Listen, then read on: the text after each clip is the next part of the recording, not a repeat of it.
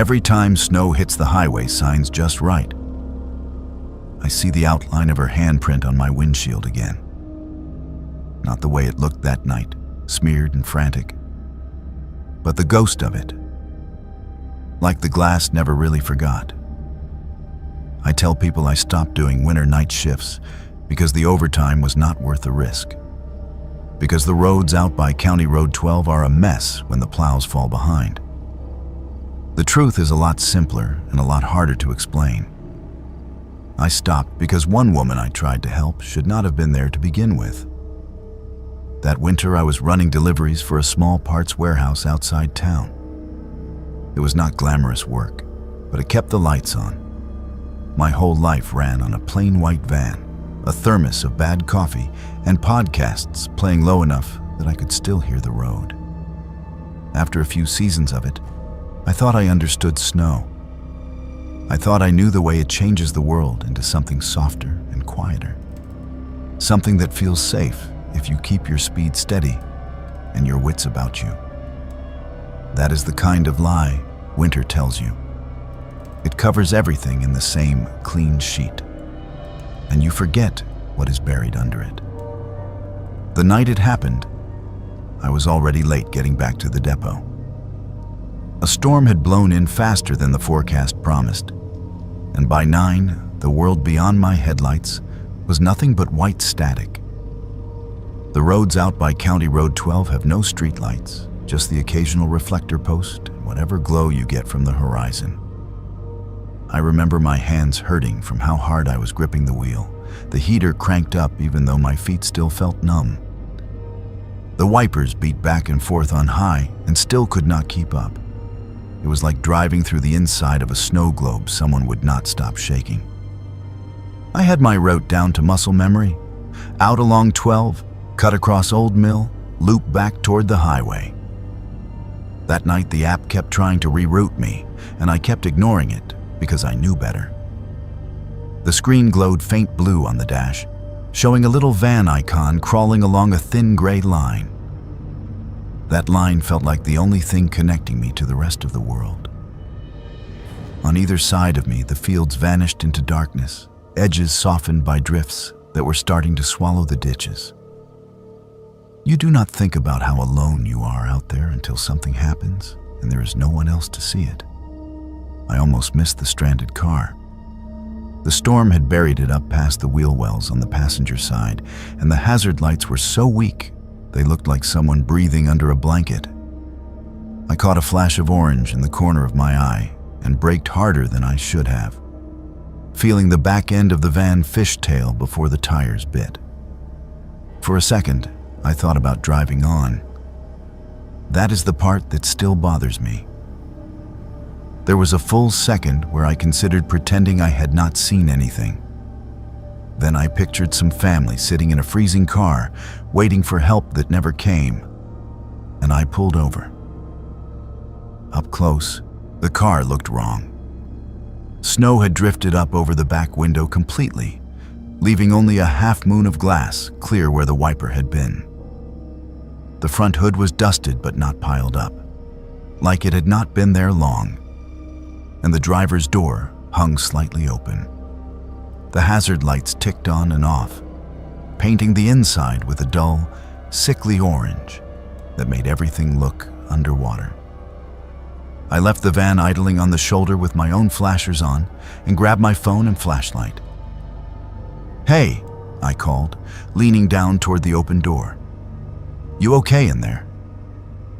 For a moment, there was nothing but the sound of wind swirling through the trees lining the road. Then a woman's voice floated up from the snowbank beside the car. "Please," she said, "please do not leave." She was sitting on the ground on the passenger side, half buried where the plow had thrown snow against the car earlier in the day. Her coat was the kind that looks warm in pictures, but does nothing once it is wet. Some shiny fabric that had gone dark from melted snow. Her hair stuck to her cheeks in frozen clumps, and her lips were cracked and pale. When she looked up at me, her eyes were too bright, that glassy look people get when their body is starting to give up. "I am not going anywhere," I said. "We will get you warm. Is there anyone else with you?" Her gaze flicked toward the car, toward the back seat, then back to me. A small movement, but I caught it. "He's still inside," she whispered. "He would not wake up." The word "he" made the hairs rise on my arms under all my layers. I leaned into the car, shining my flashlight over the seats. The interior was coated in a fine layer of frost, the kind that looks pretty on windows until you realize it is forming inside. The windshield was feathered with ice where breath had once warmed it. The back seat was empty. No blankets, no car seat, no body. Just an old fast food bag crumpled on the floor and a scattering of road salt crystals. "Ma'am," I said, trying to keep my voice calm. "There is no one in here." She shook her head, hard like a kid refusing medicine. "He was right there," she said. "He is always right there. You cannot see him when the lights are on." I told myself she was hypothermic and not making sense. I told myself to focus on what I could fix. I helped her to her feet, surprised at how light she felt, like she was mostly coat. Her hand was bare when it grabbed my wrist, fingers like ice hooks. For a second, I almost pulled away, but something in the way she held on kept me steady. She looked at my face like she was trying to decide whether I was real. "What is your name?" I asked, guiding her toward the van. She hesitated. "You know my name," she said quietly. That startled me enough that I stopped walking. "No," I said. "I do not. I am just a driver. I am trying to help you." That was when she said it. My name. First name. Just like my mother says it when she is disappointed. It slipped out of her mouth like she had been practicing. "James," she said, "you always stop." The wind gusted then, blowing a sheet of snow across the road. For a second, we were in a white tunnel, the world outside erased. My brain scrambled for an explanation. Maybe she had seen the name tag I wore on my jacket. Maybe she had heard someone on the radio say it. Except my name tag was zipped up under my coat, and the radio was turned down to a faint hum. I got her into the passenger seat of the van, cranked the heater toward her, and wrapped my spare blanket around her shoulders. Her teeth chattered, but she kept her eyes fixed on the windshield, on the shape of her car half buried in the dark. "We need to call someone," I said. "Ambulance, tow truck, something." "No hospital," she said too quickly. They never believed me. I dialed anyway. Signal was weak, but a bar and a half was enough to get through to dispatch. I gave them my location, the make and color of the car, her condition. I did not mention the invisible passenger. I was still telling myself that part was just cold talking. "Help is on the way," the dispatcher said. "Stay in your vehicle and keep warm if you can." While we waited, the storm seemed to tighten around us. The windows fogged at the corners from our breath. The hazard lights on her car kept blinking, slower now, like a heartbeat fading. I tried making small talk, asking where she had been headed, if she had family nearby. Most of her answers were half-formed, drifting. "He does not like it when I talk about it," she said at one point. "Who?" I asked before I could stop myself. She nodded toward the windshield, toward nothing. "He does not like the snow," she said. "He always gets stuck here." The way she said "always" made my stomach twist. I thought about all the times I had driven this route in past winters, all the storms I had pushed through. How many stranded cars had I seen? A few? How many had I stopped for? Not as many as I should have. Headlights appeared in the rearview mirror, high and bright, cutting through the snow like a knife. For a second, relief flooded me. Then the lights flickered, doubled, and I realized there was nothing else behind them. No shape of a truck, no outline of a cab. Just two floating orbs sliding closer down the road. "Looks like the tow is here," I said, more to convince myself than her. She reached out suddenly and pressed her palm flat against the inside of the windshield. The glass squeaked under her skin. "He's coming," she whispered. "You will see him this time." The lights drew level with us and then passed. As they did, the world outside the van went perfectly silent.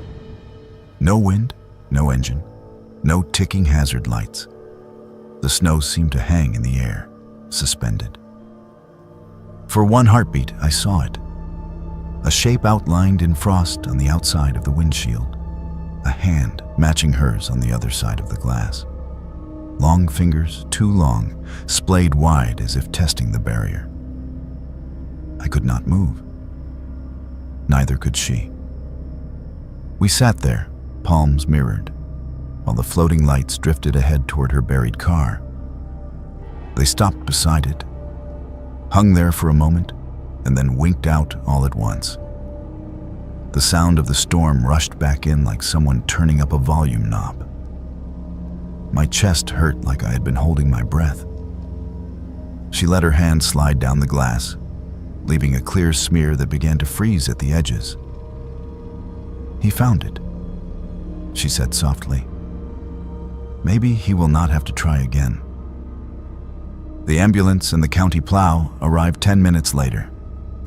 Real vehicles with real engines and chains on their tires.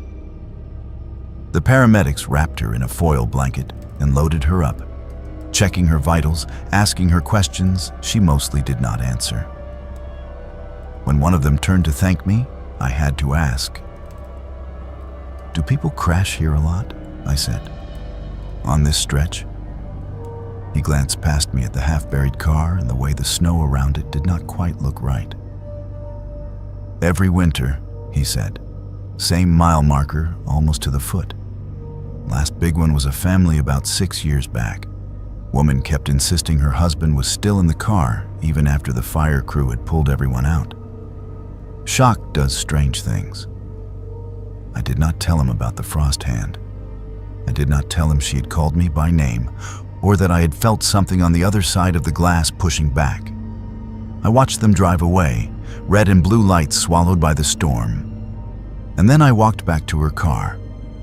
In the beam of my flashlight, I could see old scars on the metal around the door where stickers had been scraped off. A faint rectangle of residue on the back bumper where a memorial decal might have been. On the driver's side window, under the latest layer of ice, there were scratches. 5 lines, over and over, at the level of someone's head. I finished my shift. I drove back along County Road 12 at a crawl, knuckles white on the wheel, like nothing had happened. I told my supervisor about the delay and left out everything that did not sound normal. The next day, the car was gone. A fresh ridge of plowed snow, the only sign it had been there. The day after that, I told the depot I would not be taking night routes anymore. People think of winter as this peaceful, clean season. They think the snow erases things. That is not what it does. Snow preserves. It keeps impressions long after they should have melted away. Somewhere out by that mile marker, there are tracks laid over tracks laid over tracks, all from the same desperate walk around a freezing car. I know, because on the first storm of every year since, I wake up in the dark convinced I can hear hazard lights ticking somewhere in the distance. And on certain mornings, when the frost creeps up the corners of my bedroom window, there is a shape in it that should not be there. 5 long fingers, splayed, reaching in. The officer kept asking why I had not called sooner, as if there is a normal time to admit that someone has been standing under your bedroom window all winter. I sat at that metal table in the small interview room with my hands wrapped around a cup of coffee I could not drink, and tried to explain that the first footprints only made me uneasy, not terrified. Terror came later, when the snow stopped being a blanket and turned into a record, a perfect white page that kept telling me the same story every morning. Back in December, when all of this started, I thought I was getting a good deal. A co-worker's aunt was spending the winter in Florida and needed someone to house-sit her place in a quiet little subdivision on the edge of town. Cute 2-bedroom, attached garage, fireplace that did not really work but looked nice in photos. All I had to do was bring in the mail, water 2 half-dead plants, and make sure the pipes did not freeze. In exchange, I got to live there rent-free for 3 months while she sunned herself somewhere warm. I was tired of the thin walls and constant sirens at my old apartment. The idea of snow-blanketed streets, quiet nights, and a driveway that was actually mine sounded like a vacation. The first week there felt exactly like the fantasy I had built in my head. I came home from my job at the clinic after dark, watched my breath fog as I carried groceries from the car, and actually enjoyed shoveling the walkway the next morning while the world was still quiet. The neighborhood was one of those places where all the houses looked like slightly different versions of each other, each one with its little porch light and wreath. I met one neighbor while I was dragging the garbage bin to the curb, an older man in a flannel jacket who gave me a nod and said, "You must be the niece." And I did not bother to correct him. It felt safer that way. The first odd thing happened after the season's first real storm. I remember because I had left my car on the street like an idiot and had to dig it out before work. The snow had fallen all night, heavy, thick flakes that swallowed sound. When I opened the front door that morning, a clean white sheet stretched from porch to sidewalk. No tire tracks, no footprints, just smooth, untouched snow glowing blue in the early light. I almost did not want to ruin it. Then I saw them. The footprints were directly under the window of the bedroom I had been sleeping in. They started at the side of the house, right where the foundation dipped closest to the shrubs, and stopped in a neat line just below the window. They were adult-sized, boot prints, the kind with deep treads that showed up clearly. The thing that made my stomach clench was that there were no prints leading to or away from them. Just 4 perfect impressions in a row, as if someone had stepped out of the wall, stood there, and then been lifted straight up into the air. I told myself it was a trick of the snow. Maybe drifting had covered up the rest. Maybe the plow had pushed some of them over. I stood there on the porch in my pajamas, freezing, inventing explanations. Eventually, I told myself what everyone tells themselves the first time something does not make sense. There had to be a normal reason. I went to work and tried not to think about it. The second storm came a week later, and with it, the second set of prints. That time the snow was even deeper, heavy enough that I had to shove my shoulder into the door to get it open. The world outside was muffled and still, the kind of quiet that makes you feel like you are underwater. I hesitated before looking toward the bedroom window. Part of me had already decided I would see nothing, that the first time had been some fluke. But there they were again. Same place, same size. 4 clean impressions right up against the foundation, toes pointing toward the glass, no approach, no exit. I took a picture on my phone, more out of instinct than any plan. When I zoomed in, I could see the tread pattern clearly, little triangles with a circle in the center. I am not a shoe person, but it looked familiar, like something I had seen 100 times without registering. That detail bothered me all day. At work, I brought it up to a coworker in a half-joking way, trying to make myself sound amused instead of unsettled. She laughed and said it was probably kids messing around, maybe someone hopping off a low fence. I nodded along. But there was no fence along that side of the house, just a narrow strip of dead garden bed in the neighbor's yard. When I got home that night, I stood in the bedroom with the light off, looking out through the blinds at the patch of snow under the window. The porch light from next door threw just enough glow for me to see the shallow depressions where the prints had been. The snow had softened a little during the day, losing its sharp edges, but the pattern was still there, like fingertips pressed into clay. I told myself I was being dramatic and closed the blinds all the way. The third time, the prints were closer. By then, late December, the cold had settled in for real. The kind of cold that makes the inside of your nose hurt when you breathe. I had developed a little routine to keep the house feeling less empty.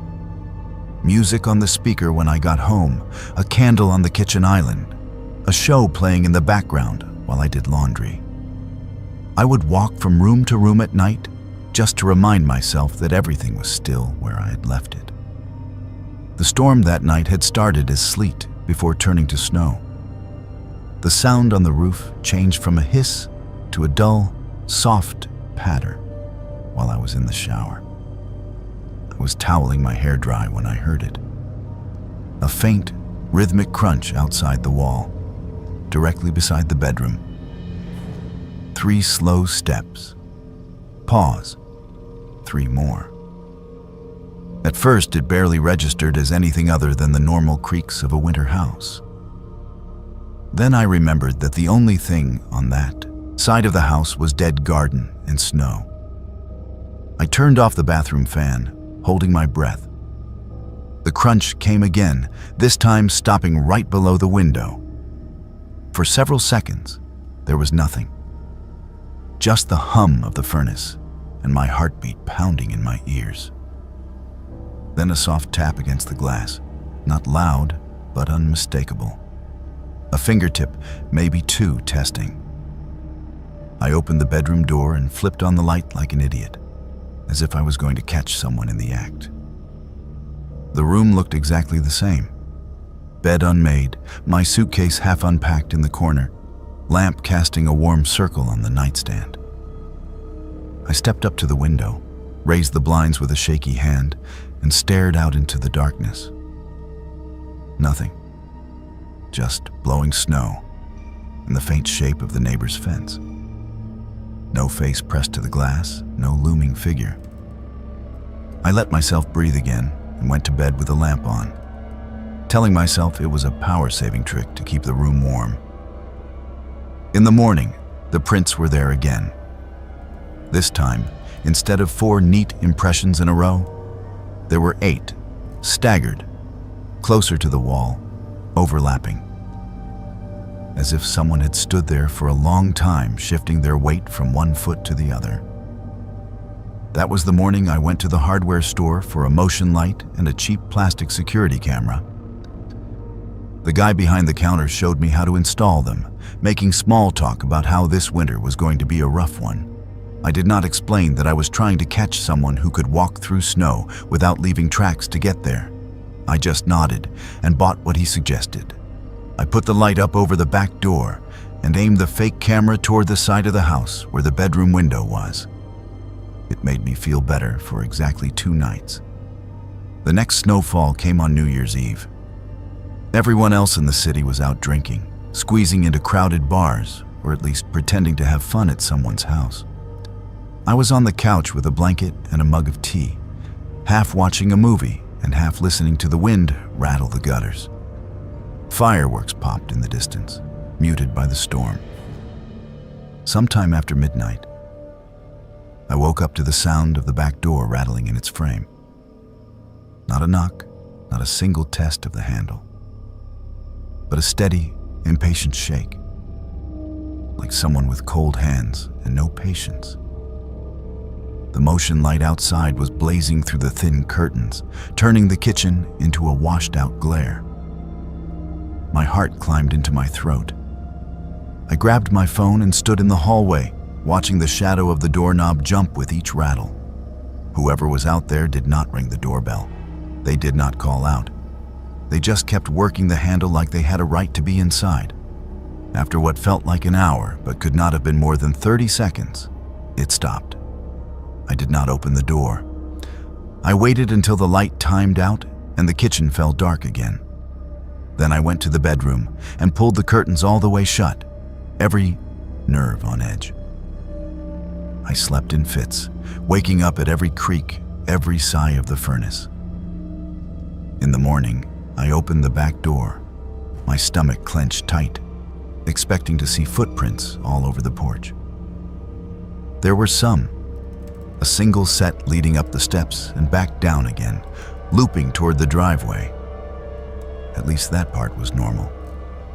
But when I walked around to the side of the house, the prints under the bedroom window made my skin crawl.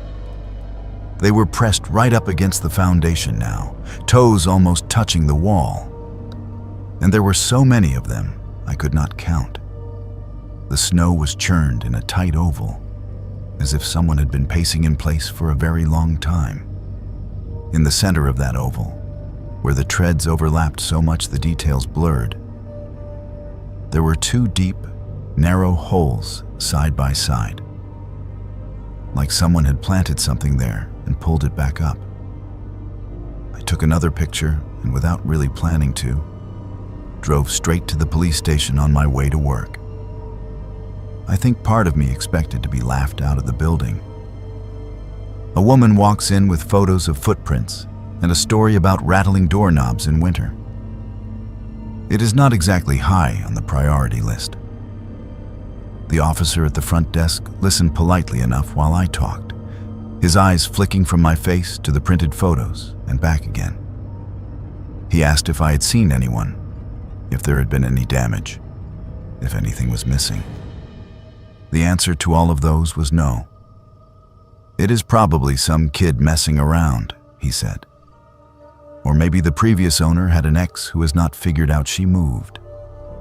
You can file a report if you want, but without a suspect or any kind of threat, there is not much we can do. I filed the report anyway, more out of stubbornness than hope. When he handed me the copy, his fingers brushed the edge of the photo showing the footprints under the window. "You said you were staying at the Miller place?" he asked. "Yes," I said. "Why?" He shrugged and pulled his hand back. "Nothing. Just remember to keep your doors locked." That did not help. After that, the house stopped feeling like a place I was borrowing and started feeling like something I was sharing with someone I could not see. Every fresh snowfall became a test. I would wake up early, move through the quiet rooms, and open the front door with my heart hammering, bracing myself. Some mornings, there was nothing new. The wind had smoothed out old marks, and for a few hours I could pretend it was over. Other mornings, the prints were back under the window, sometimes closer together, sometimes spaced further apart, like whoever was out there was changing their mind about how close they wanted to be. One night in late January, the pattern changed. I had stayed late at work, covering for someone with the flu. By the time I turned onto the street, the snow was already falling in thick sheets, swirling in the beams of my headlights. The houses on either side of the road were dark, except for the bluish flicker of televisions. As I pulled into the driveway, my stomach did that lurch it had started doing whenever I came home after dark. I killed the engine and sat there for a minute, watching my breath cloud the windshield, telling myself to stop being ridiculous. When I finally forced myself to get out, the first thing I noticed was that the motion light over the back door was on. It should have gone off long ago. The second thing I noticed was that the snow between the driveway and the porch was not pristine. A single set of footprints led from the street, past my car, and around the side of the house. My side. I followed them with my eyes, not my feet. They curved toward the bedroom window, of course. But they did not stop there. They continued along the wall, right under the other windows, all the way to the corner. From where I stood, I could not see where they went next, and I did not want to. Inside, the house felt wrong. The air had that heavy stillness it gets when a room has been closed up for a long time, except I had been there that morning. My keys sounded too loud on the kitchen counter.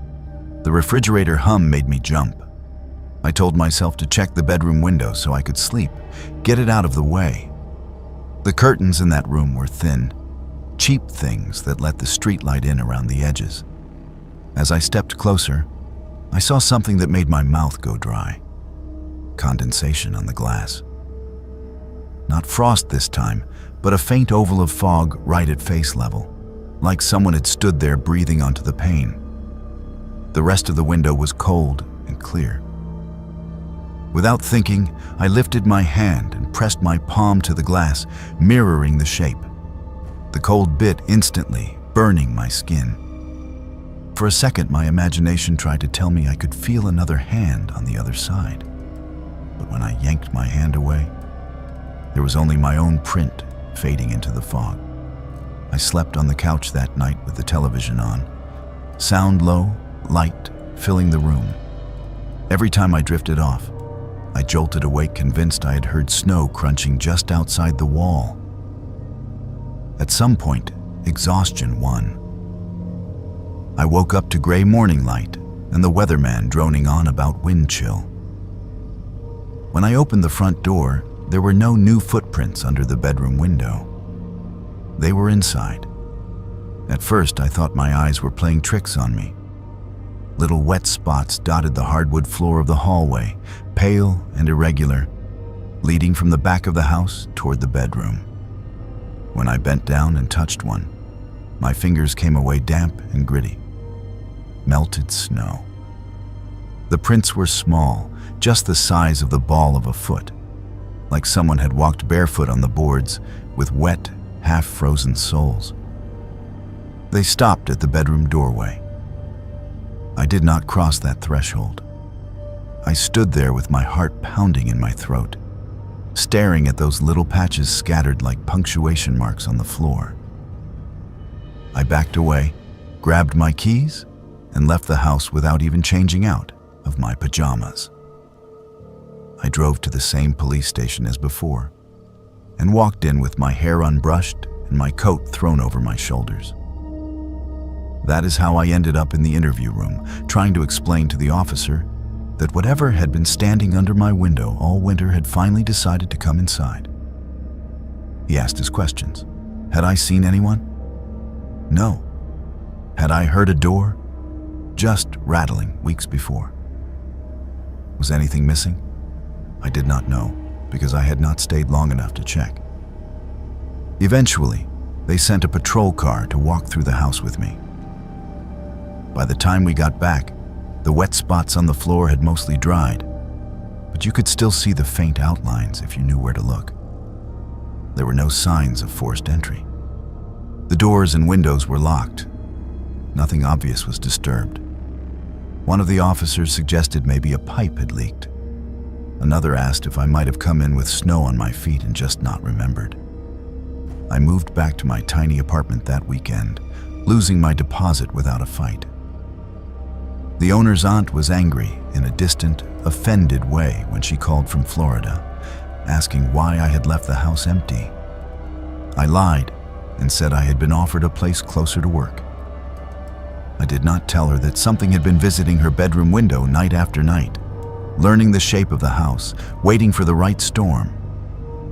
Since then, every time it snows, I still find myself checking the ground under whatever window I sleep near. Apartment, hotel, my parents' guest room at Christmas. I wake up early and pull the curtain aside, heart racing, scanning the white for impressions that do not lead anywhere. People say snow makes everything quiet and beautiful. For me, it is just when the world writes down what has been happening all along. Some nights, when the wind dies and the whole street is still, I swear I can hear it again. That slow, deliberate crunch of footsteps moving through deep snow, stopping just short of the house. I tell myself it is just a plow in the distance, or ice sliding off a roof. I tell myself a lot of things, but I never ever sleep with my bed under a window in winter anymore. Every group trip has that one decision everyone pretends to vote on, but that is already made. For us, that decision was Dry Lake.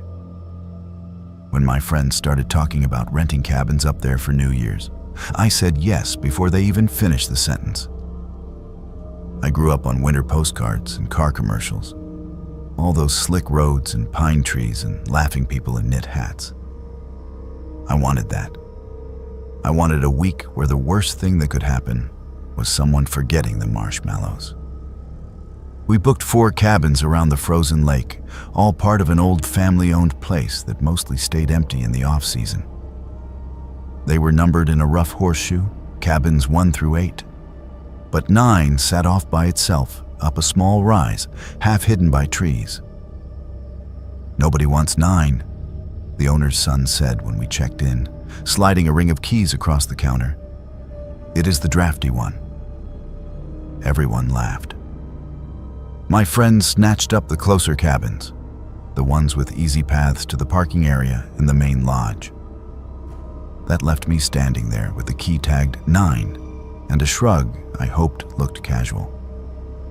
The first time I saw it, cabin 9 looked like it had been added as an afterthought. The steps sagged a little in the middle, and the porch light flickered when the wind picked up. The other cabins had strings of white lights along their eaves, but 9 only had a single bulb over the door and a crooked metal number nailed to the siding. I told myself it was fine, that I was just going to sleep there. Most of our time would be at the others anyway. It was a place to dump my bag and pass out after too much hot chocolate and cheap champagne. Inside, it smelled like old wood and cold air that had been sitting still for months. The heater rattled when I turned it on, coughing out dust before settling into a low, uneven hum. There was a tiny kitchen, a table meant for 4 but missing 1 chair, and a narrow bedroom with a bed that looked like it had been dragged from another cabin and abandoned here. The walls were paneled in dark, knotty pine, the kind that makes a room feel smaller even when the light is on. There was a guest book on the table, one of those spiral-bound things with a fake leather cover and our cabin memories etched in gold. I flipped it open expecting cheesy messages about s'mores and anniversaries. The first few pages were exactly that. Neatly written notes from families who came up in summer, kids practicing their signatures, someone sketching a cartoon fish. Then, a few pages in, the handwriting changed. First night here. Something walked around the cabin from 2:13 to 2:27. Counted the steps. No tracks in the morning. The next entry was 3 years later. Different pen, different style. Woke up to footsteps on the porch. No one there. Door was still locked from the inside. Could hear breathing against the wall. Another gap. Another winter.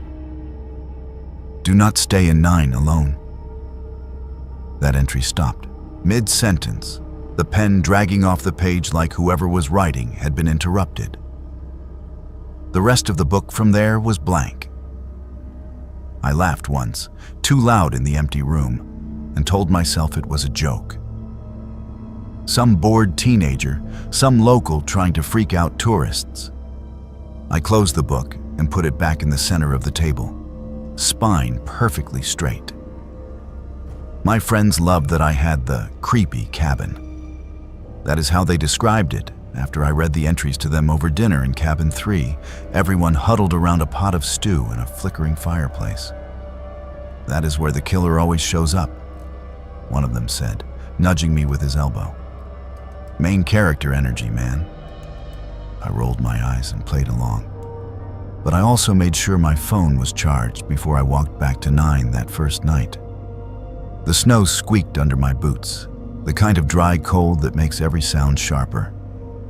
The quiet up there was different from city quiet. It was layered. Wind in the trees, the distant crack of ice shifting on the lake, the occasional creak from another cabin. As I climbed the steps to 9, I heard a crunch in the snow off to my left, somewhere between me and the tree line. One crisp step, then nothing.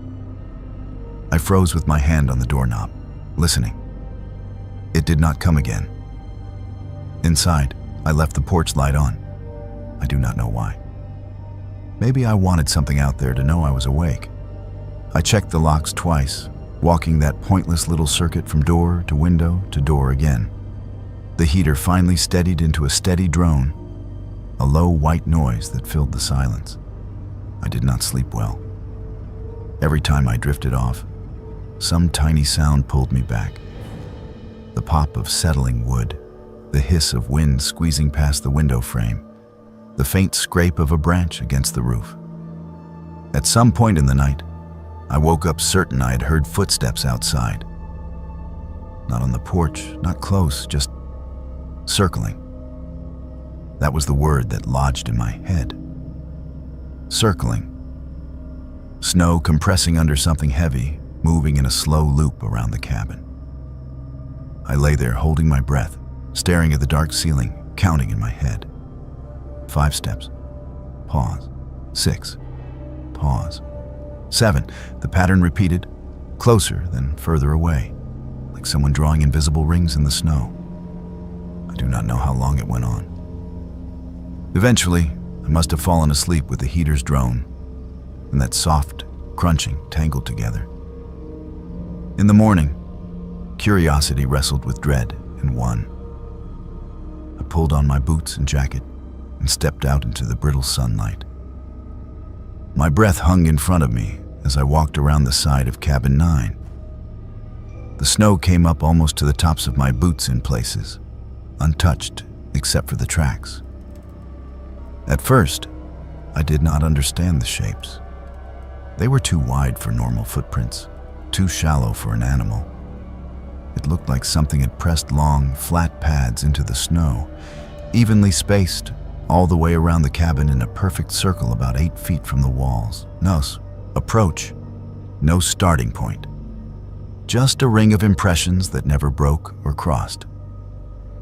"I guess the moose like you," one of my friends joked when they hiked up to see for themselves. We stomped through the pattern, trampling it into something unrecognizable. Someone took a picture. It became a story right away, something we could poke at and laugh about over breakfast. I let them. It was easier than saying that while they were joking about moose, I had been lying in the dark counting each pass. That night, a storm rolled in. The sky went from pale blue to steel gray over the course of an hour. By dinner, the trees on the far side of the lake were just vague shapes behind a wall of falling snow. We played cards in cabin 2 until well past midnight, trying to ignore the way the wind shook the walls. When I finally bundled up and started the climb to 9, the snow was already deep enough that every step was work. The porch light was out. It should not have bothered me that much, but it did. I stood there in the dark, fumbling with numb fingers for the key, knowing I would have to cross the threshold of that black rectangle without being able to see the inside first.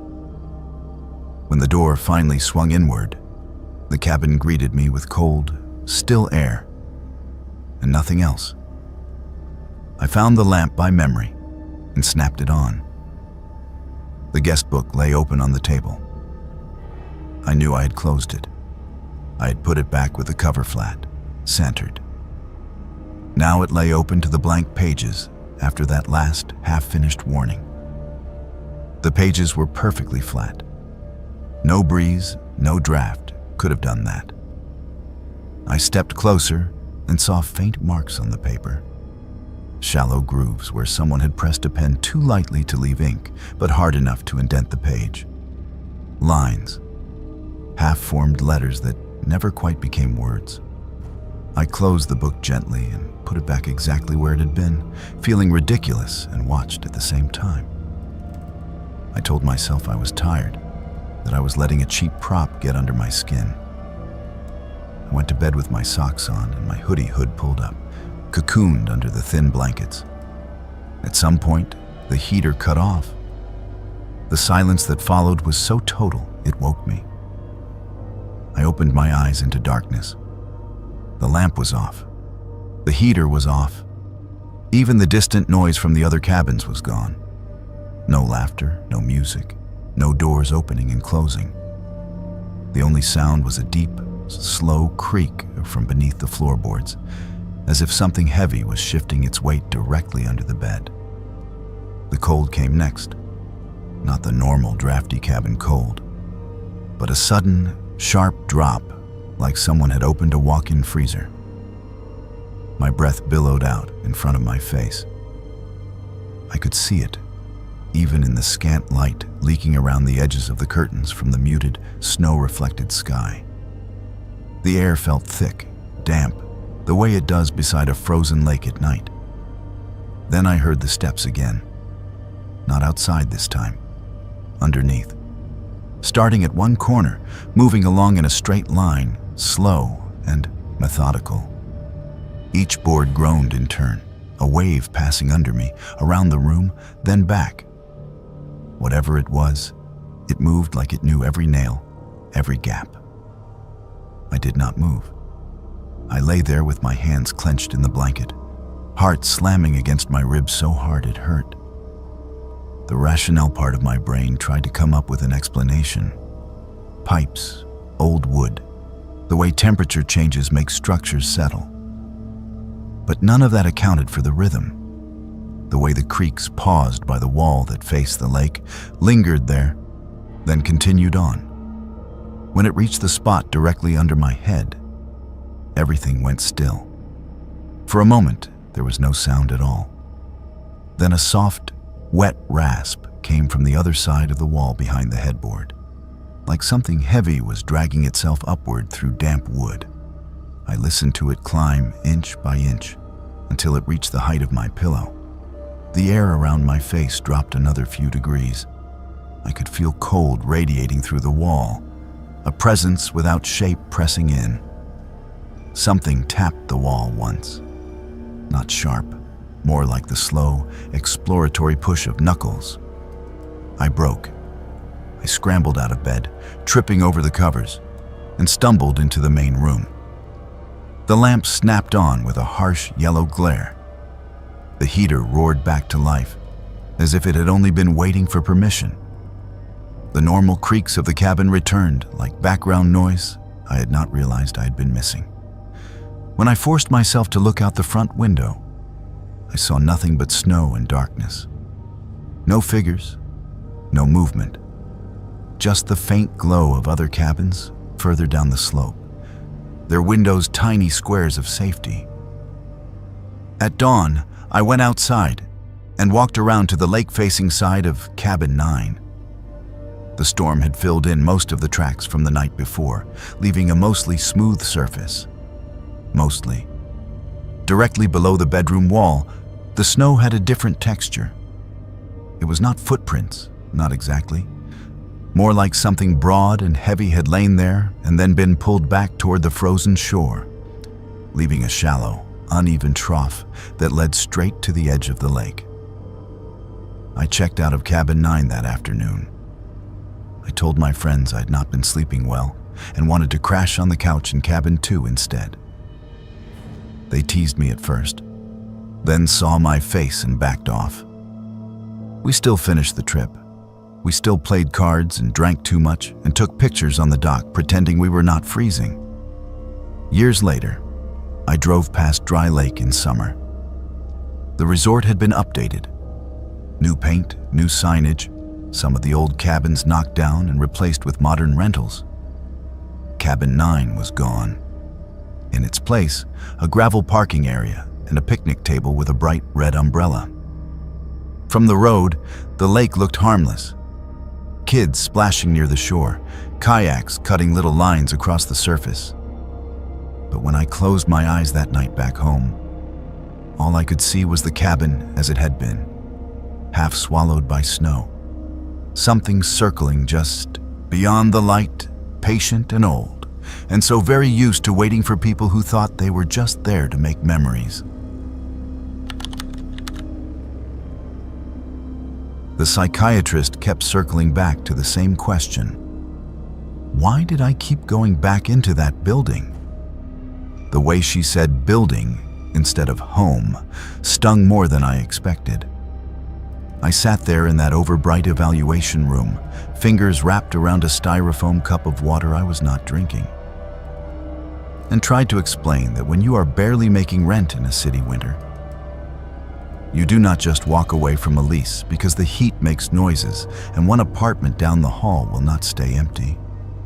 I moved into that place in November, right when the cold really dug in. It was an old brick complex, the kind you picture when you think of city apartment in some grainy indie movie. Narrow hallways, radiators that hissed and clanged, flickering exit signs. I was in grad school, drowning in loans and caffeine. So when I found a one-bedroom on the third floor with a rent figure I could actually manage, I took it without thinking too hard. It was drafty. The elevator complained every time it reached my floor, and the laundry room in the basement smelled like boiled dust. But it was mine. The first time I heard the crying from 3B, I thought it was the pipes. My unit was 3D, 2 doors down from the stairwell, across from 3C, and right next to 3B. The first week, I barely noticed anything except my own exhaustion. I would leave before sunrise, trudge through slush to the campus library, spend 10 hours with my eyes burning over articles, and come home so late that the hallway felt like a tunnel in a subway at closing time. That first night, I remember dropping my bag, kicking off my salt-stained boots, and standing in my tiny kitchen listening to this faint, muffled sound through the wall. It was rhythmic at first, a kind of low, hiccuping sob that blended with the radiator noise. Then, underneath it, I heard a scraping, a slow, dragging sound like heavy furniture being moved inch by inch across old hardwood. I froze, listening. The crying hit a higher pitch, then cut off abruptly. The dragging went on for another 10 seconds and stopped too. I told myself it was a TV. Some late-night drama, volume turned up too loud. I had not met my neighbors yet. People cry, people move furniture. Old buildings make weird sounds. That is what I told myself as I microwaved leftovers and pretended not to flinch when the pipes banged. By the second week, the sound had a schedule. Every night, somewhere between 1:45 and 2:15 a.m., the crying would start. Always the same. A low sob, like someone trying not to be heard, then a stifled, breathless gasp. Then that awful dragging. The first few times, I lay there in bed staring at the ceiling, counting the seconds between sounds. My brain tried to map the noise to the floor plan. 3B's living room backed up to my bedroom wall. Maybe someone was rearranging their life at 2 in the morning. Maybe they were in trouble, and I should knock.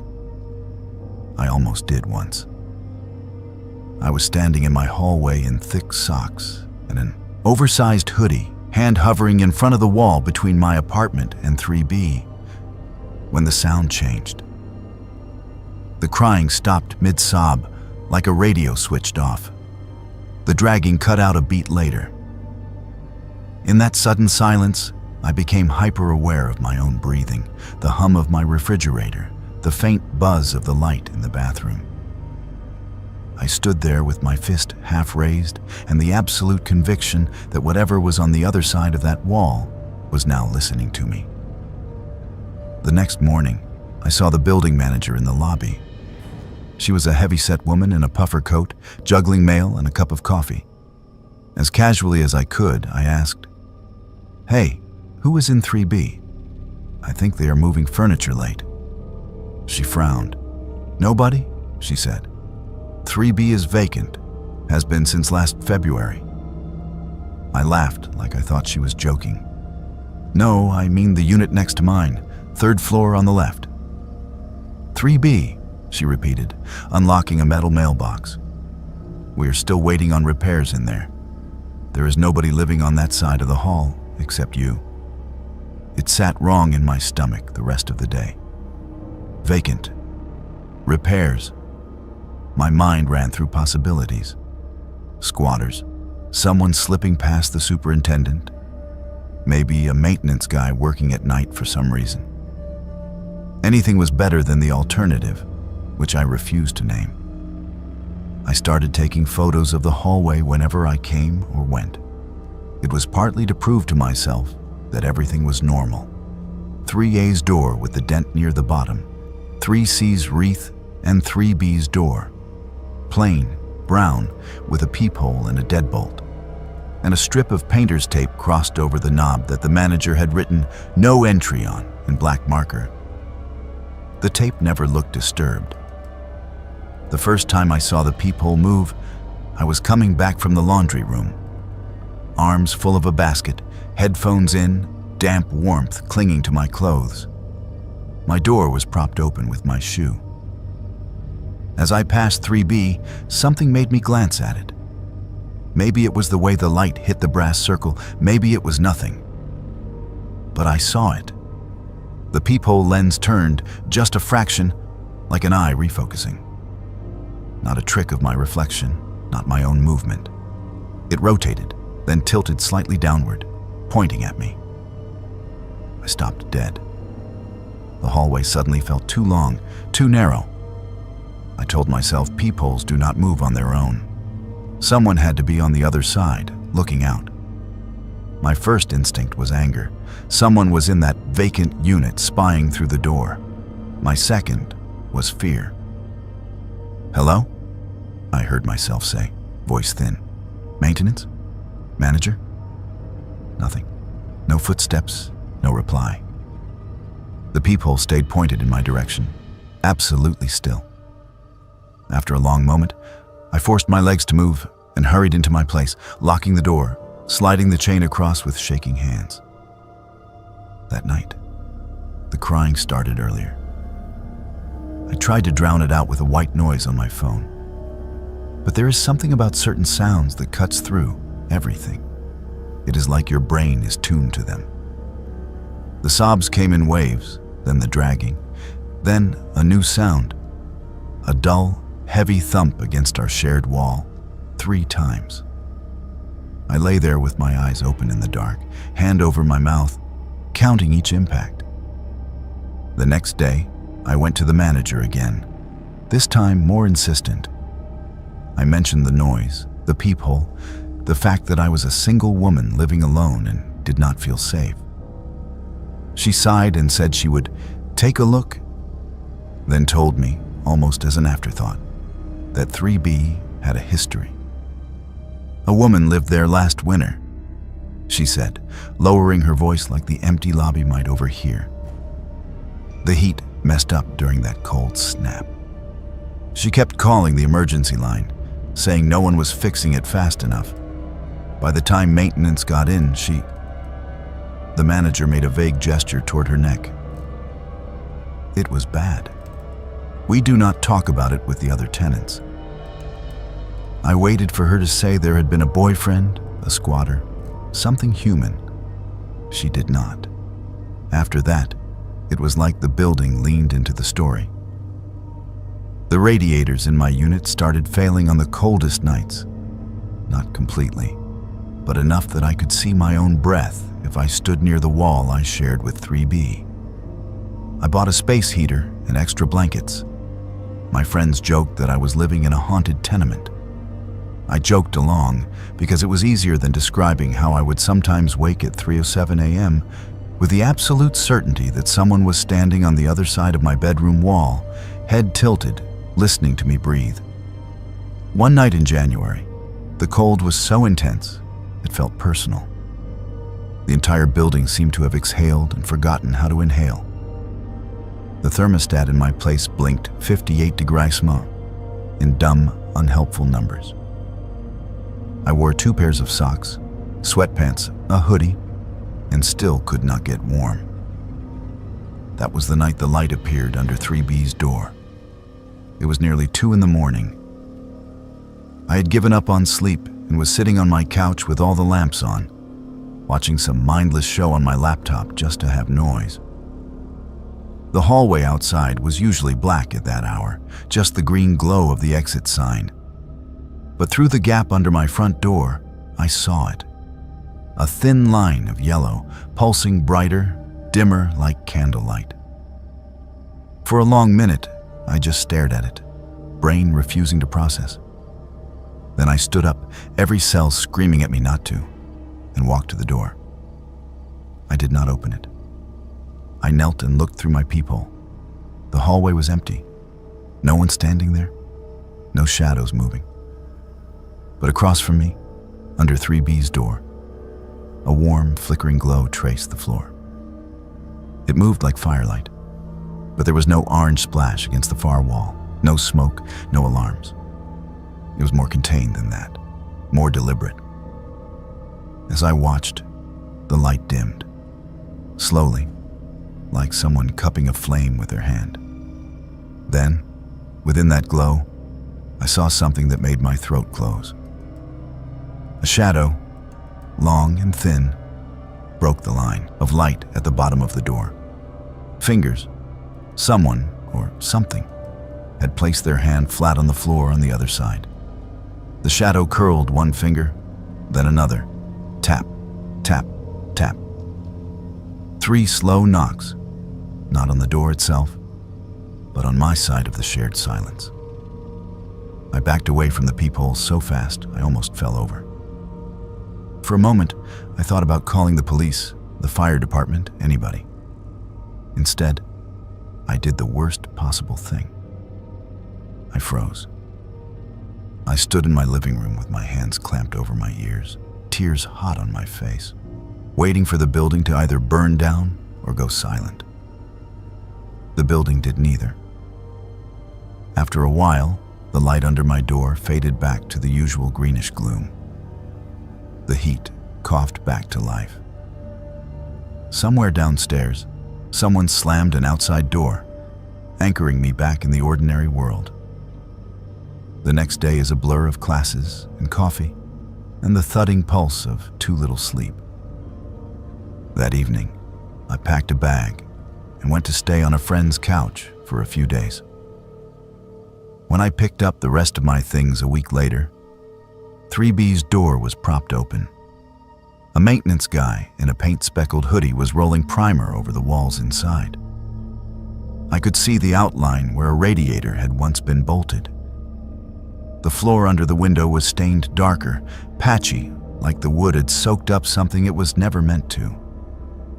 The peephole in my own door has never moved again, because I do not live there anymore. I broke my lease, paid the penalty, and found a smaller place above a noisy corner store, where any crying I hear is definitely coming from a TV. But winter still gets me. Every time the radiators knock in a new apartment, I hold my breath.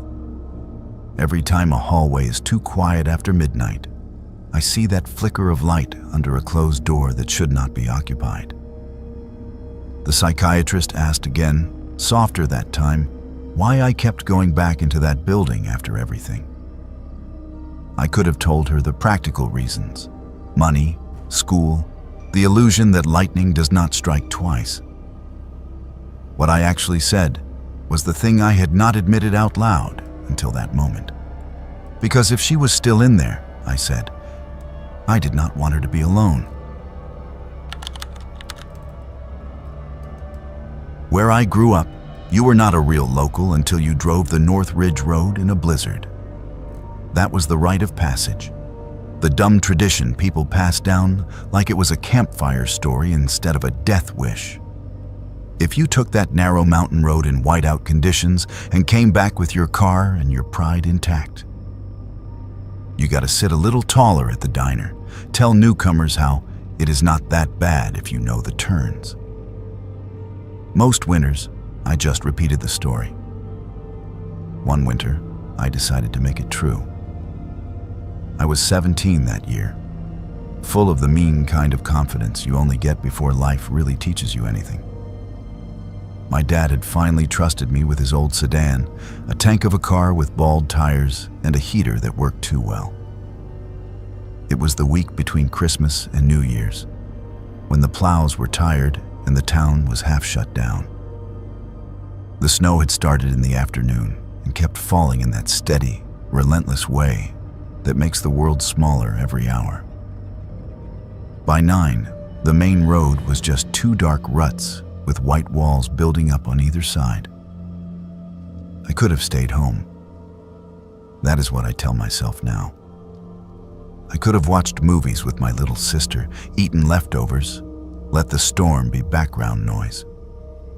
Instead, when my friend texted that he and a couple others were going to do the ridge, I grabbed my keys and lied to my parents about going to a movie in town.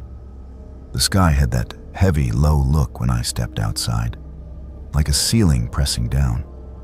The start of North Ridge Road does not look like much. It peels off from the highway at a shallow angle between 2 stands of pines, a small green sign half buried in snow the only marker. People in town told the story of the family that went over the edge there one winter. They had names once, but over time they just became that family. The details shifted depending on who was talking. Sometimes it was a drunk driver, sometimes it was black ice, sometimes something in the road that made them swerve. The one thing everyone kept the same was the warning. If you see headlights behind you on that road in a storm, do not stop. I never asked where that part came from. It was just part of the lore, something you repeated automatically when the topic came up.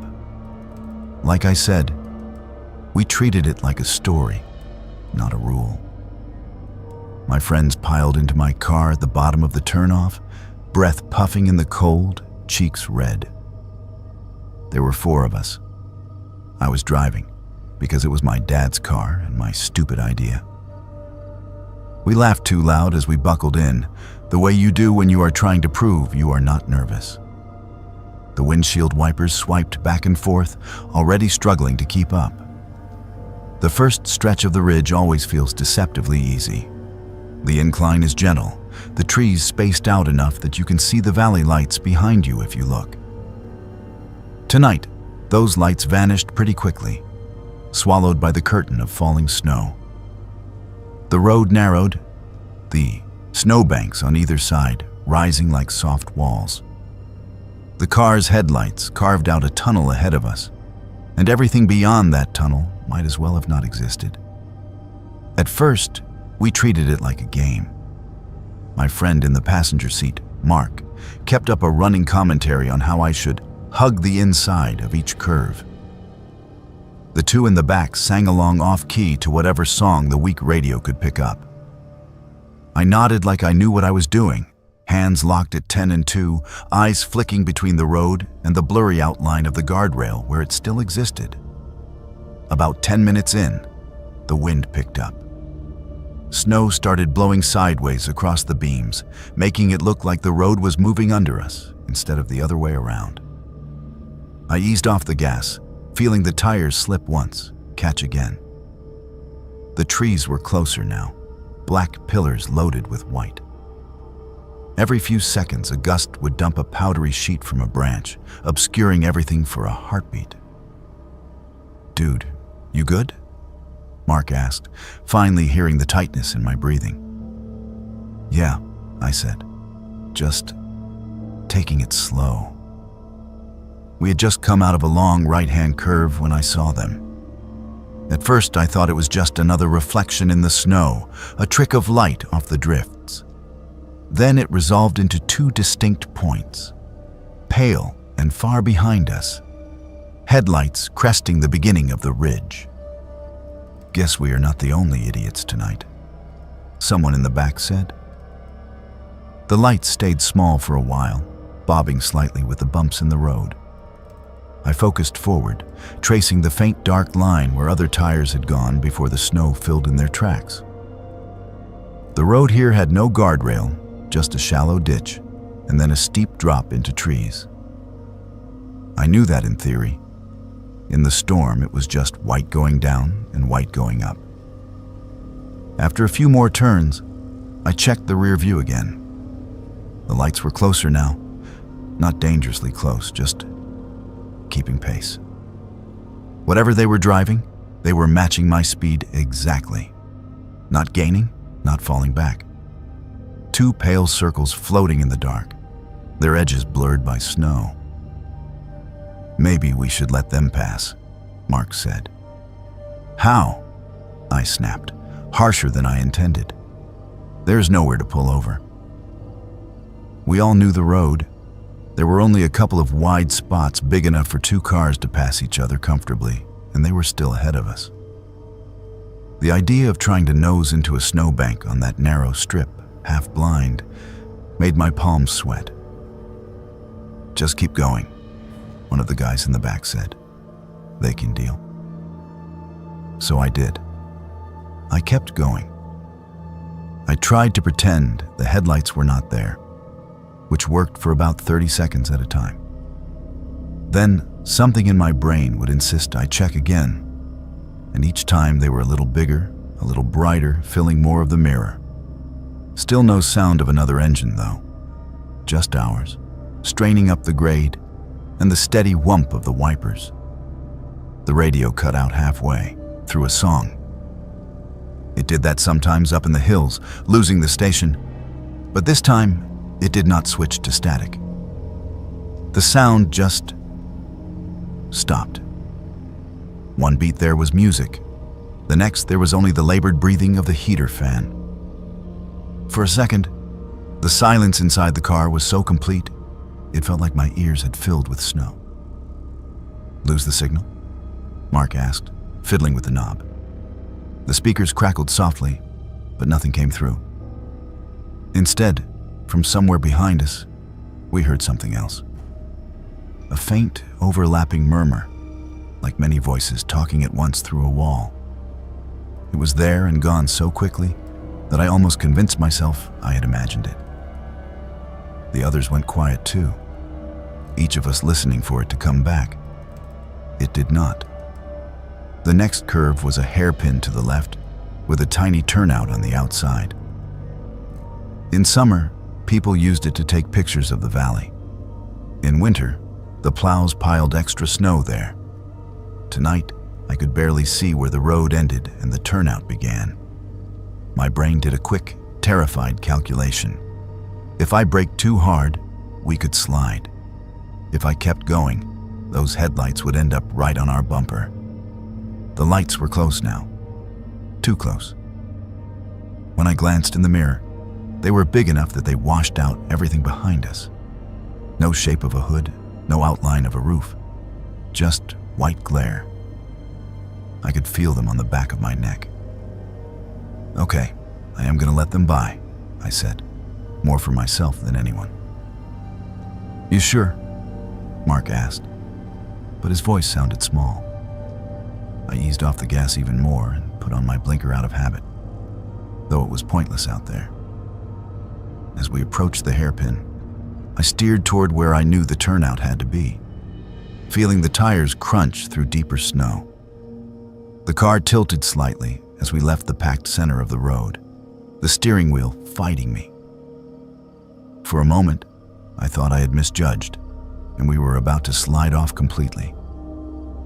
We stopped with a lurch, the front bumper kissing a bank of snow that came up over the hood. The car rocked once and settled. My heart was pounding so hard I could taste it. Behind us, the headlights grew huge, flooding the interior. Everyone held their breath without being told. "Stay," I said. "Do not get out. Just let them go around." The lights reached our back window, and then everything went wrong. They did not slow down. They did not angle around us. They glided up to our rear bumper and then passed. So close I could have reached out and touched them if the glass had not been there. For a few impossible seconds, the entire car was filled with white, like someone had dropped us into a single flash from a camera that would not end. In that blank, overexposed moment, I saw it. Not the car, not really. There was no solid shape, no metal, no paint. Just the suggestion of a front end, twisted and crumpled, ice and snow packed into the mangled grille. Where the driver's side window should have been, there was only shattered darkness.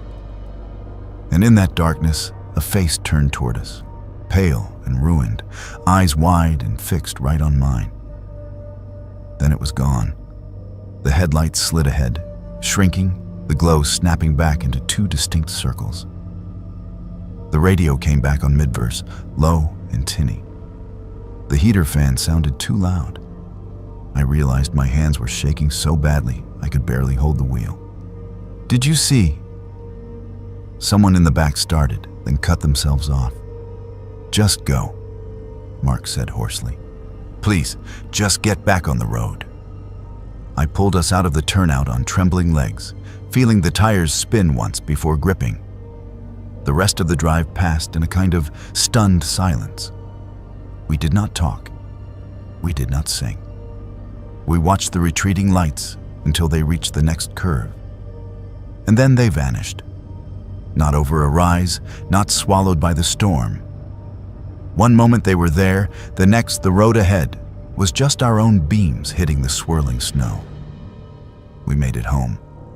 We lied to each other, said it must have been a plow or a truck with weird lights, some visual trick. 2 days later, at the gas station, an older mechanic heard us whispering about the ridge and shook his head. "You kids are idiots," he said. "That road already took its due." He told us in his slow way about the night the family went over, how the father had refused to stop even when his wife begged him to because he did not want to lose momentum on the grade. "They say if you drive the same speed he did in a storm, he fines you," the mechanic added, almost casually. "Tries to tuck in behind you again. Tries to finish the run." I do not know if what we saw was that man or just our fear feeding on a story we already knew. I only know that now, years later, I will drive an extra hour out of my way in winter to avoid Northridge Road. If I have to go anywhere near it, I turn off the music and keep my eyes fixed ahead, refusing to glance at the mirror, no matter how much I think I feel light creeping up behind me. Because if there is one thing that night taught me, it is that some traditions are not about courage at all. They are just people rehearsing their own ghosts. People picture nursing homes at Christmas as warm, safe places. They never picture what happens after lights out in January. That is something I learned on the night shift at Maple Haven, when the hallways were so quiet the only sounds were the TVs left on low in a few rooms and the radiators ticking like cooling engines. I went into nursing thinking I was signing up to help people die with dignity. I did not realize I would also be responsible for keeping something else in that building from getting loose. When I started there, I was 24 and grateful for the job. Night shift paid a little more, and I told myself I liked the calm. Maple Haven was small, just 2 floors and a short, forgotten basement wing that used to be part of an older hospital. The residents called it the Old Hall. We did not use it anymore except for storage in the breaker room, but you could still feel it, like a cold draft under a closed door. The first time I went down there with a maintenance tech, my breath fogged even though the rest of the building was warm. He noticed me shivering. "They did psych down here in the 70s, he said, like that explained the temperature. "Walls remember." By December, we were short-staffed like every winter. Flu, snowstorms, kids home from school. On nights when the roads were bad, it might just be me, one other nurse, and whoever they could bribe from agency. Most of our residents slept or pretended to. The ones who could not would camp out at the nurses' station asking about their meds or their dead husbands or who was singing in the vents. I got used to the strange conversations that come with dementia. You nod, you redirect, you write your notes. Then Mr. Harris started predicting the weather. He was one of my hospice patients, mid-70s, lungs shot from a lifetime of smoking and bad luck. His room was at the end of the second-floor hall, right above the old wing. He had this way of staring past you when you talked to him, like he was listening to someone else. The first time he said it, I was doing his evening meds. "Power goes out at 2:17, he rasped, eyes on the ceiling. I smiled, checked his oxygen. "We have a generator," I said. "You are okay." He shook his head. "Not on this wing. You will hear it pop. Then you will hear him." Him. I wanted to ask who he meant, but another call light went off and I let it go. At 2:19 a.m., right as I was finishing charting, the overhead lights flickered and died. The hum of the vents cut off. For a heartbeat, the building was as silent as a held breath. Then, down the hall, I heard the generator kick in and everything sputtered back to life. Everywhere, except the last 6 rooms on Mr. Harris's side. We spent the rest of the night running extension cords, dragging in space heaters, piling extra blankets. The maintenance on call said the breaker for that section had tripped and something was making it blow, again every time he reset it. We made it until morning without losing anyone, but the temperature in that stretch of hallway never climbed much above 50. When I checked on Mr. Harris at dawn, he was warm and dry under 2 blankets, eyes clear. "Told you," he whispered. "He does not like it when it gets too warm. He sleeps mostly, but you people keep messing with the thermostat." I laughed that off like I did with the weather comment. People on high doses of morphine say strange things. Still, I wrote a note about his predictions in the margin of my shift report. It felt wrong to ignore them completely. The cold snaps kept coming. January in our town always feels like punishment, but that year was worse. Pipes froze in the older houses near the river. The news ran segments on staying safe in extreme weather. At Maple Haven, we made jokes about building igloos in the courtyard. But at night, especially in the last hours before dawn, the building felt off. Whole sections would go quiet in the wrong way, the way a room does after someone stops breathing. One night, I was doing rounds with my cart when Mr. Harris grabbed my wrist. "Tonight," he said, voice suddenly sharp. "You got to keep the heat up or he will start looking again." "Who?" I asked, more irritated than scared. It had been a long shift. He blinked slowly. "The cold one downstairs? You think that's a draft?" Those rooms in the old hall, they were not empty when they turned off the lights the first time. I pulled my arm back gently. "You should rest, Mr. Harris." He did not answer. He just stared past me at the wall like he could see through the floor. Around midnight, the wind came up. You could hear it through the double-pane windows, a low howl that made the blinds tremble. The snow started a little after, heavy flakes slapping against the glass. I checked the weather app between med passes. Wind chill advisory, risk of rolling blackouts. I thought about my apartment's cheap windows and tried not to. At 1:52 a.m., the first call light on the board blinked red.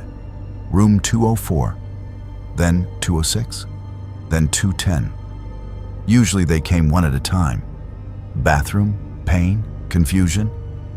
This time the whole end of the hall lit up like a Christmas tree. When I answered the first room, Mrs. Klein's, she was sitting upright in bed, teeth chattering even though the thermostat on her wall read 72. "It is freezing," she said. "Shut the window, honey." The window was closed. I could feel the heat blasting from the radiator. The air around my face was normal, but when I stepped closer to her bed, it was like walking into a freezer. My breath fogged in one sharp cloud, like there was an invisible line across the room. Mrs. Klein grabbed my hand, and her skin was ice cold. The other rooms were the same. The temperature in the hallway felt fine, but each doorway there was a drop, a curtain of cold hanging just past the threshold. Residents complained of fingers and toes going numb. One of them, Mr. Lopez, kept pointing at the vent in his ceiling. "Do you hear it?" he asked. "He is in there, crawling around." I told myself it was the generator straining, air getting backed up in the ducts. I put in a call to maintenance and turned every radiator dial all the way up. The other nurse on duty stayed near the nurse's station, watching monitors and oxygen levels, ready to call 911 if anyone's numbers dipped. At 2:13 a.m., all the lights in that wing went out in one sharp pop. The emergency lights in the main hallway stayed on, dim and yellow, but the last 6 rooms dropped into total darkness. My cart screen died. The air went still. In the sudden quiet, I heard something I can still hear if I let myself think about it. A long, low exhale, moving under my feet, as if the building itself had sighed in relief. My first instinct should have been to run for flashlights, to check on everyone. Instead, I found myself walking toward the stairwell door at the end of the hall, the one that led down to the old wing. My body felt like it belonged to someone else. The door was supposed to be locked, but the crash bar pushed open under my hand with barely any resistance. The stairs down to the basement smelled like rust and mop water. No motion sensor lights came on. The only glow came from a tiny red LED on the fire panel halfway down. With each step, the temperature dropped until my nose hurt. When I reached the bottom, my shoes squeaked on tile dusted with frost. The old hall stretched out in front of me, a short corridor lined with heavy doors, all propped open with wedges of wood. We used the first couple of rooms for old file cabinets and broken equipment. The ones at the far end were empty, or they were supposed to be. As I stood there, hugging my arms to my chest, a thin, pale mist seeped out from under the last door on the left. It hugged the floor, curling around my shoes, cold enough to make my ankles ache. The door itself was not propped like the others. It stood barely ajar, just enough that I could see the edge of a metal bed frame inside. The mist pulsed in and out, like breath. Something dragged across the floor in that room. Slow, deliberate. Not the scrape of plastic on tile, but the heavy, wet sound of weight being pulled. It came closer to the gap under the door, then stopped. For a beat, there was nothing. Then a hand flattened against the narrow opening, fingers so pale they were almost translucent, nails pressing white crescents against tile. The skin was rimmed with frost. "You are late," a voice said, right next to my ear. It was not a loud voice. If anything, it was too soft, like someone whispering in a movie theater. But it came from both nowhere and everywhere, echoing in my chest more than in the air. I could not tell if it was behind me, in the room, or inside my head. I did not recognize it, but it sounded tired. So tired. I do not remember running back, up the stairs. 1 second I was staring at that hand, at the way frost was starting to spread outward from it like growing veins. And the next, I was at the nurse's station, lungs burning, my co-worker's face a blur of questions. The lights in the resident rooms flicked back on 30 seconds later, all at once. The thermostats blinked and reset. The call lights stopped. When maintenance arrived, grumbling about the hour, the basement hall was warm. Warmer, anyway. The mist was gone. The last door on the left was propped open like the others, a wedge of wood neatly in place. Inside, dust lay undisturbed on the bed frame, except for 5 narrow streaks, evenly spaced, running from the mattress down the side like something had dragged its fingers there. Mr. Harris died 2 nights later. It was peaceful, as far as those things go. His breathing slowed, his grip on my hand loosened, and he exhaled one last time with a tiny, relieved smile. "Heat will hold now," he murmured, voice barely a breath. "He is settled." I told myself he meant himself, that he was just another man, making himself into a story to feel better about dying. Then, a week after his funeral, they closed off the old wing completely. New owners, renovations. The breaker to that section was shut off for good. I left Maple Haven by spring. I went to a clinic job with bright walls and no night shifts, where the worst thing I have to deal with is paperwork and flu shots. Sometimes, on my way home, I drive past the nursing home. The windows glow warm in the early dark, Christmas lights sagging on the shrubs. But every winter, when the first deep cold hits and the radiators in my apartment knock and hiss, I find myself counting seconds between sounds, waiting for the moment when all the background noise drops out at once. Waiting to hear that long, slow exhale rising from somewhere below my feet. And wondering if whatever was waiting in that last room on the left ever really got what it wanted. Or if it is just biding its time for the next time someone decides the old hall is the perfect place to store forgotten things. The house at the end of Wren Street is gone now, but every first snowfall I still see its roofline in my mind. When I drove back into town last winter to help my parents through a bad cold snap, I told myself I was just going to be there a couple of weeks. Fix a few pipes, shovel their driveway, sleep in my old room, and pretend this place was not as small as I remembered. I did not plan on parking every night within sight of the lot where that house used to stand. I did not plan on remembering what I have spent most of my adult life trying to forget. Back when I was a kid, that house was the neighborhood story. Every street has one. The place your parents tell you not to go near, which of course becomes the only place you want to be. The man who lived there, Mr. Avery, barely spoke to anyone. He wore the same heavy brown coat all year, even in fall, and had this slow, shuffling walk that made it look like the cold had gotten into his bones and never left. The other adults said he was just lonely. The kids said he stole dogs and kept jars of eyeballs in his basement. I do not know who started that one, but we repeated it like gospel. One winter when I was 9, my friends and I dared each other to ring his doorbell after dark. It had been snowing all day. That thick, quiet snow that swallows sound and turns the whole block into a muffled world of orange streetlights and blue shadows.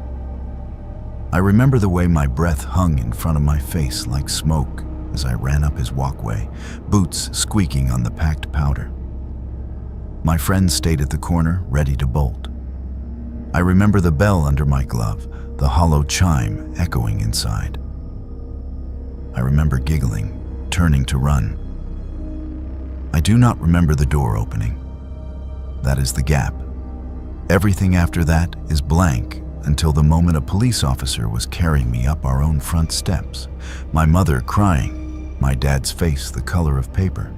They said they found me sitting on the curb 2 houses down from Mr. Avery's, coat unzipped, no hat, no gloves, skin so cold my lips had gone white. I could not tell them how long I had been there. I could not tell them where my boots were. No one could ever explain why there were no footprints leading to or from that spot in the snow, just a clear patch of wet concrete where I had been sitting. The town did what small towns do. They made a story that hurt less than the truth. They said I must have gotten scared and run home, then gotten turned around.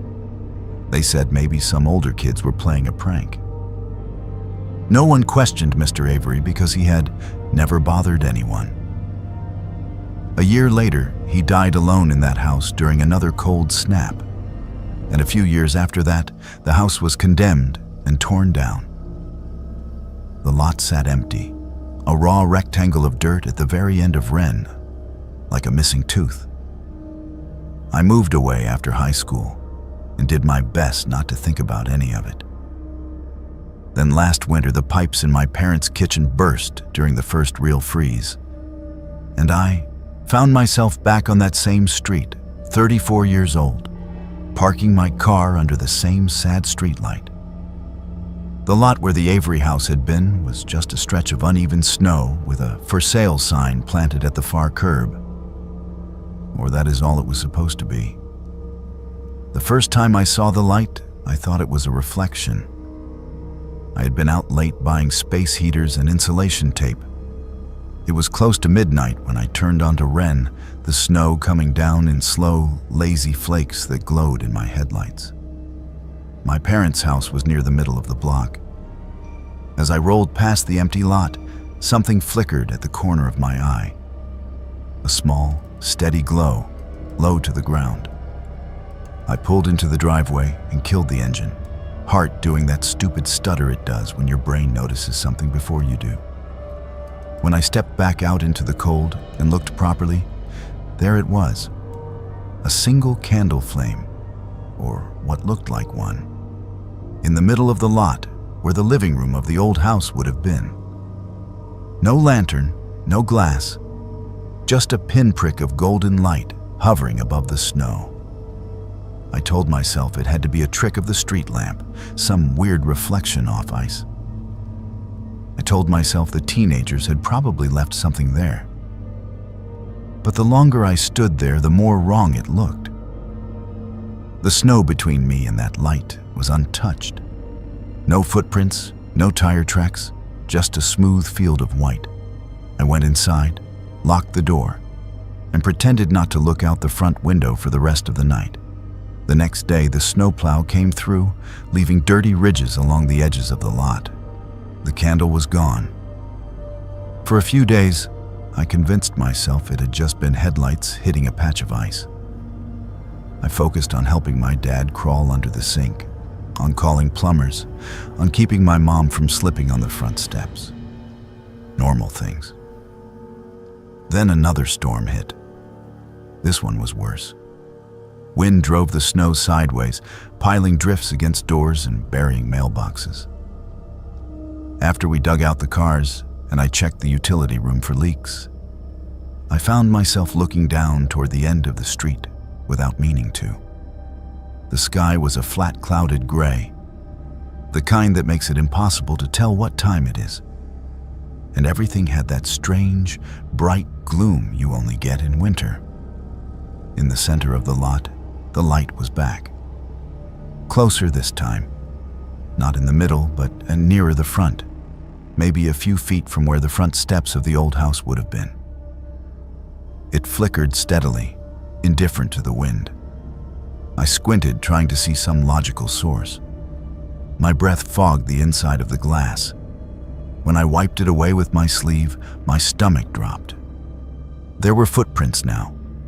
A single set, small and bare like a child's, leading from the sidewalk to the light. No boots, no wide treads, just narrow, naked feet pressed into the snow, toes splayed, heels deep. They stopped at the glow and did not continue anywhere else. The snow beyond them was smooth. I told myself not to go down there. Then I zipped my coat and went down there. Up close, the air around that light felt wrong, too. Not warm like you'd expect from a flame, but colder, the way it does when you open a freezer door. The prints were real. I could see the individual toes, the way the arch of the foot had barely touched the surface. They were fresh. No drift had softened them yet. The light itself was not a candle. It did not have a wick or wax. It was just light. A knot of pale gold hovering an inch above the snow, no bigger than my fist. When I stepped toward it, the hairs on my arms lifted under my coat like static. For a moment, I had the insane thought that if I reached out, my hand would pass through it, and there would be nothing there. And I wanted to prove that so badly my fingers twitched. Then someone said my name. Not loudly, not like a shout across a street. Softly, right behind my left shoulder, in the exact voice my mother used when she needed me to come inside as a kid. I spun around so fast, my boots slipped on the packed snow. The street behind me was empty. My parents' house, lights on in the front room. The neighbors' cars half buried along the curb. No one near enough to have spoken.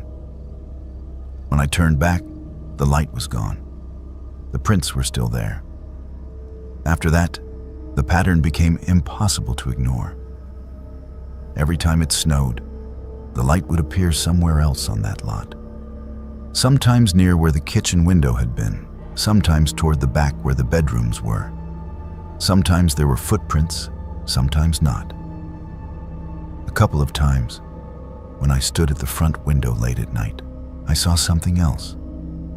A dark shape, just big enough to be a person, standing at the edge of the glow, and then gone in the time it took me to blink. All of this would be bad enough on its own. But a week before I was supposed to go back to the city, my mother found a box of old photos in the attic.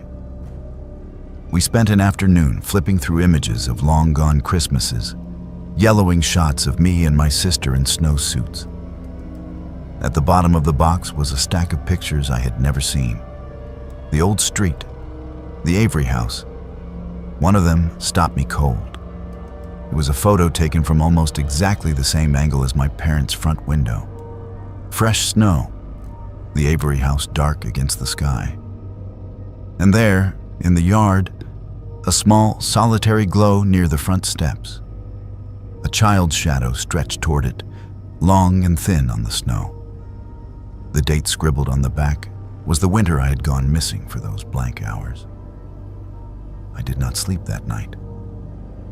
I lay awake in my childhood bed, listening to the wind and the distant scrape of plows, and thought about how many storms had come and gone while that lot sat empty. How many nights something might have been replaying the same walk out into the cold, looking for someone to see it. How lucky I had been, or unlucky, that I had been the one on the street that night with the dare ringing in my ears. People like to talk about closure, like it is something you can buy with a new building or a fresh layer of grass. The lot at the end of Wren Street will get built on someday. Someone will put up a narrow new house with big windows and good insulation. They will plant a tree and set out pumpkins in October and maybe string lights on the porch in December. They will never know, not really, what their foundation is poured over. I did not tell my parents about the lights or the footprints. They are old and tired and deserve a winter without ghosts. When the pipes were fixed and the worst of the cold passed, I went back to the city and to my small apartment with its regular problems. But when it snows hard enough that the power flickers and the street outside goes quiet, I find myself standing at my own window, staring down at the patch of sidewalk that reflects the sky. Because now I know that some houses can be demolished and erased from the tax records and still keep their shape in the places that matter. And sometimes, if you listen hard enough through the same old stories you grew up with, you hear the part that was never said out loud. The house at the end of the street is not waiting for a new family. It is waiting for you to come home in the right kind of storm.